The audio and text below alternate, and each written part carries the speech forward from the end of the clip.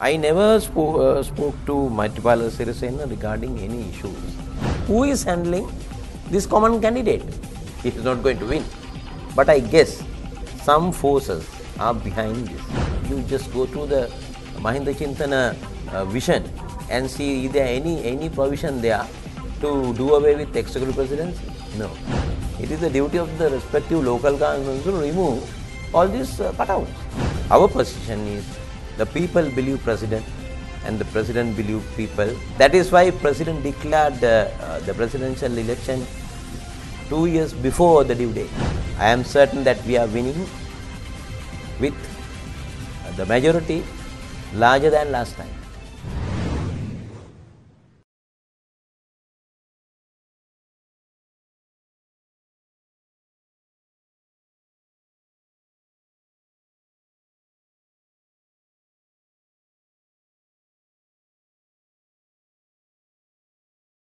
That is limited to his personal view, because the thing is he had some grievances. That is, of course, he was expecting the prime minister post, so he didn't get it. I think that is the main grievance which he faced. So far, only 3 SLFPs crossed over. That is Secretary General Maithripala Sirisena. He not just crossed over, he became the presidential candidate.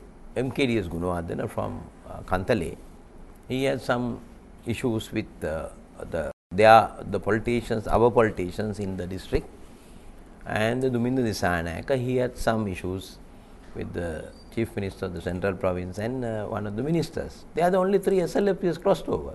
Vasantha Senanayaka was not originally SLFP. He joined SLFP at the last general election. He was an UNP. He has that background. His grandfather, great-grandfather, D.S. Dudley and all that. And then Navin Disanayaka, he joined the president with Karujaya Surya, some age 17. So then Karujaya Surya, his father-in-law. So then he went back to UNP. And the Rajapaksa Ranna, he had changed 8 parties so far. So this is not a strange thing.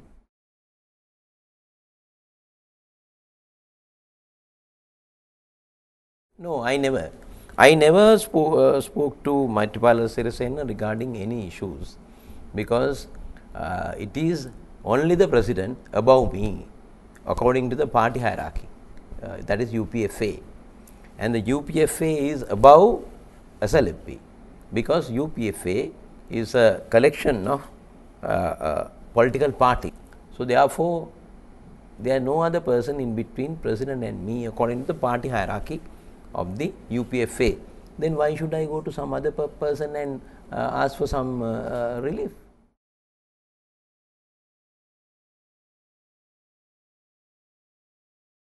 And not only in Sri Lanka, but even in other countries also, you find a single party, they have so many affiliations. Now see, in India, right, after the independence, it is Nehru family governed the country half of entire period. We have observed not only in India and in Sri Lanka. And when Mrs. Bandaranaike was there, she was the prime minister, and Ms. Chandrika Kumaratunga the president. So the 2 top posts and the speaker, Andhra Bandar, all 3 according to the portfolio, the president, the prime minister and the speaker. So during Chandrika madam's regime, right, 3 top posts held by one family member, mother, daughter, son. Apart from other there are some relatives who were ministers and members of parliament and holding some key posts.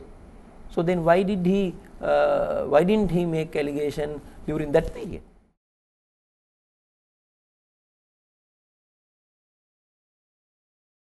It is not so, because we had discussion with them. They have sent us, they gave us their proposal. Still I have that proposal with 35 points. Out of 35, first 7 points regarding executive presidency. They have never asked to abolish executive presidency, just to give away other portfolios other than the defense by the president, and to reduce cabinet to 25 constitutional reforms before the presidential election. So, we told them it is not possible because we are heading for presidential election. So, therefore, we do not have time.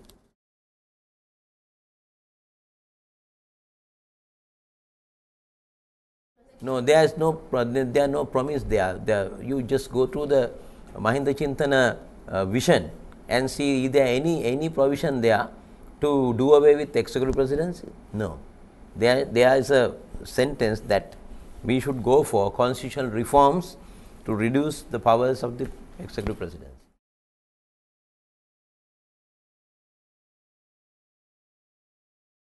Yeah. Even once we release our election manifesto, you will see that we are talking about in the broad picture of the constitutional reforms, because the thing is that is why the president, the speaker of the parliament appointed a select committee, but JHU, so they resigned from the select committee, and the UP didn't come, and the TNA didn't come.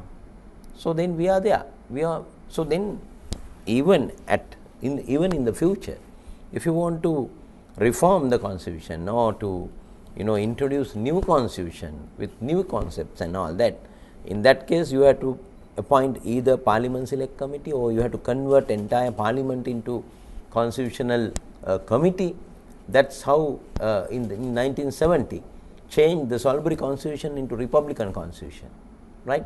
Even in 1978, J.R. Javadan, he got the mandate from the people to create a new constitution.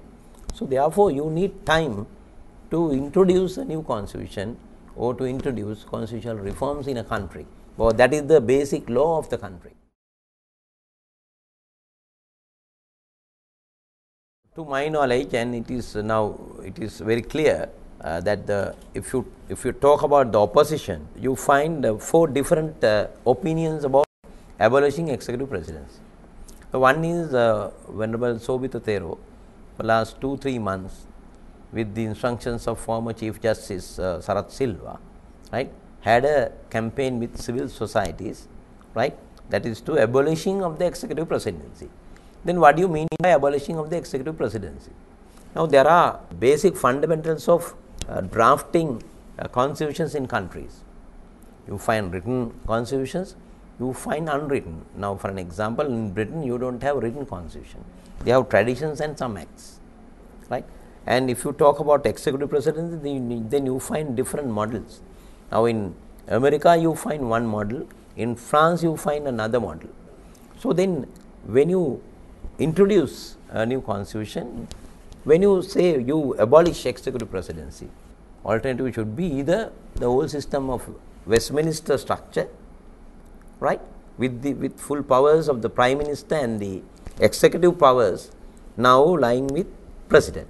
So earlier system and the Westminster system, the executive powers lying with Prime Minister and the Board of Ministers.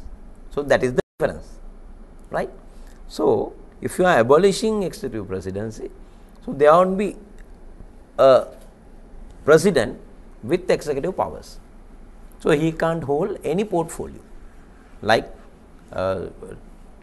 we had that experience from 1972 to 1978, where there was a nominal president, right, and there's a with full executive powers, the Prime Minister and the Board of Ministers. So simply the mean is going back to the system, right? So then you have to abolish the system. Then you go back to Prime Minister and the Board of Ministers executive. Judiciary is there, the legislature is there. You change only the executive arm of the constitution. In following line with that, JVP had a massive campaign that we are not for any executive presidency election. It is illegal, right?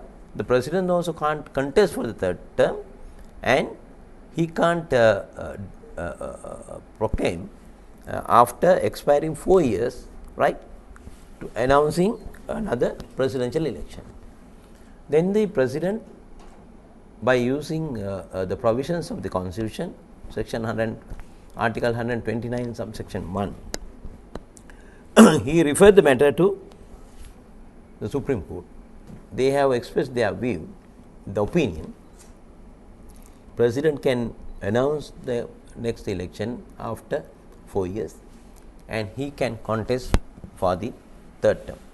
Then the former President Indika Sri, together with UNP leader Ranil Wickremesinghe and some group, so they also canvassed for abolishing of executive presidency until the signing of the Vihara Mahadevi Park agreement. Then the common candidates signed MOU with some other parties. Who are the political parties? The UNP, main opposition party, and the Democratic Party of Sarath Fonseca. So other than that, there were no political parties representing parliament. So those are not forces. Even some parties, they don't have a single member of a Pradeshi Sabha at grassroots level. There was another MOU signed, Jatika Helorume, partly Champika, the Secretary General of the party. In that agreement, so then we didn't see the MOU. Now the Secretary General of the UNP, the main opposition political party, he says, even I don't know what are the contents of the MOU. The Udega Mampila, the former Deputy Secretary General of the JHU, he said yesterday, according to their MOU, nothing mentioned about abolishing executive presidency, only to reduce powers of the executive presidency, like they sent the proposal to us. One group is for abolishing executive presidency, the other group is for reducing the powers, not to abolish. And the Ratana Thero said, no, there are no abolishing executive presidency. The common candidate can continue for 6 years. That is another opinion.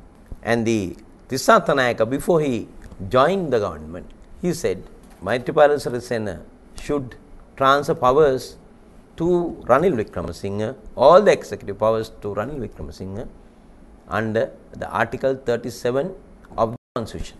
Either after the election, winning, presuming that he is not going to win, either he should be in a position to can't work as an ordinary human being, right? That is one occasion. The other one, he has to go abroad, not for a conference of 1 or 2 weeks, for some months or years, or any other reason think fit by the president. Any other reason means insanity. So it is not practical. So you can't transfer powers to any other person under this particular article.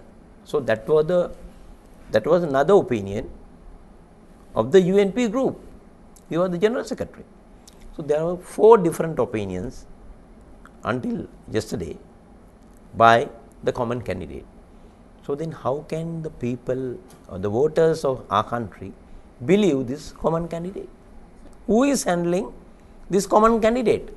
On his own, or by Chandrika Kumartunga, former president, or by Ranil Wickremesinghe, or by JHU, or some other foreign force? We don't know. So do you think with the 96% literacy of our country, the people, do you think that our people are going to vote for any uncertainty created by common candidate?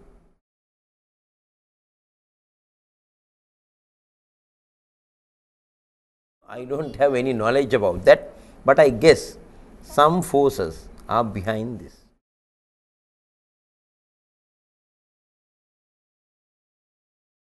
Yeah, not in Colombo. If you go to even in a remote area, you find, because the thing is, it is UPFA and the SLFP as the main political party of the UPFA. Out of 335 local governments in the country, UPFA, we are in power in 296. UMP, they have only 12 locals. We have 2,912 members of our party out of some 3,800 or 4,000, right? So they all are engaged with our political campaign. Not now. For last 3-4 months, we had that network, right? And we are in power in 8 provincial councils. We are in power in 296 local governments. We have 152 parliamentarians even after some defections, right?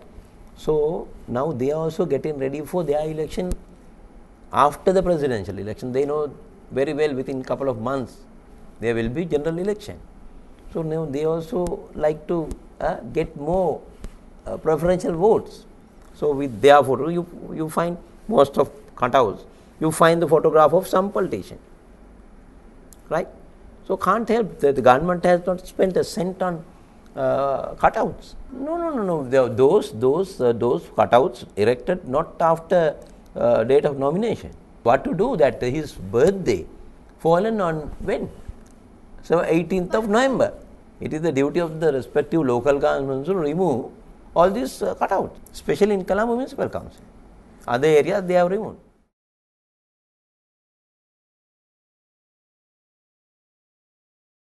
No, not public funds, of course. That is, of course, there are some sponsors at every election, even prior to the election and during the election.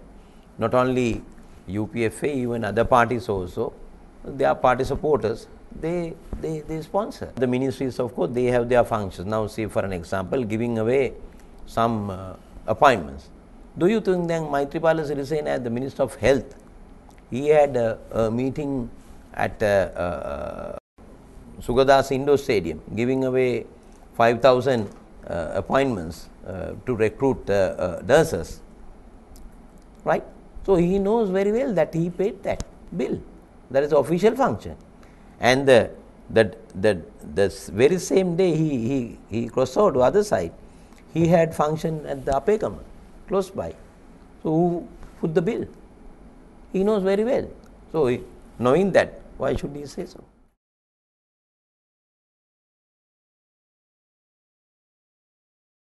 That is a false and this is fabrication. Why should we give a trip to Malaysia? Do you think the people will change their mind with a trip to Malaysia? It's nothing. They can spend 20,000, 25,000 rupees and go to Malaysia.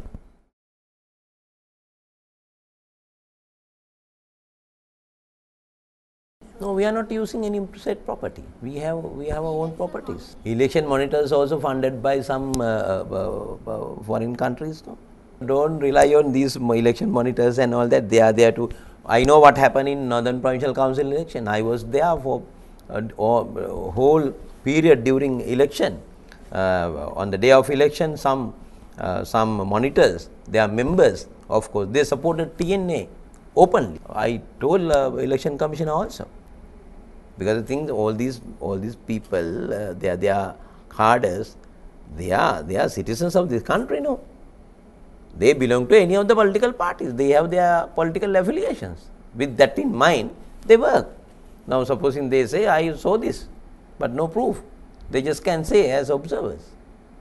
But the thing is, in our country, the public servants, we believe them. Why can't opposition believe public servants?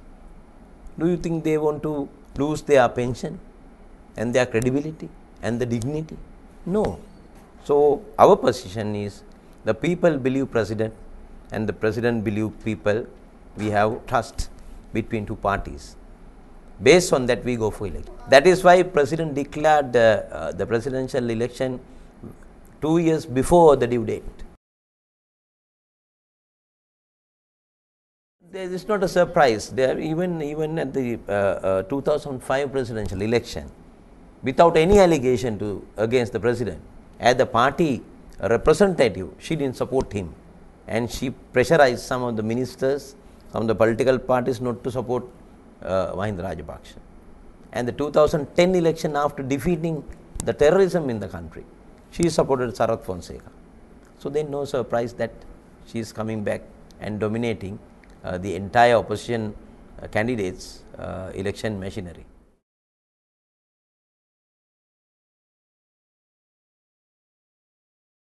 No, that is one of the newspaper.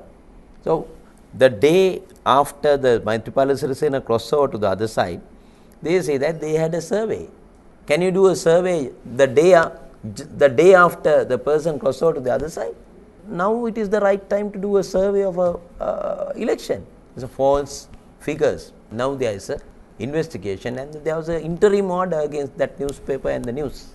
I am certain that we are winning with the majority larger than last time.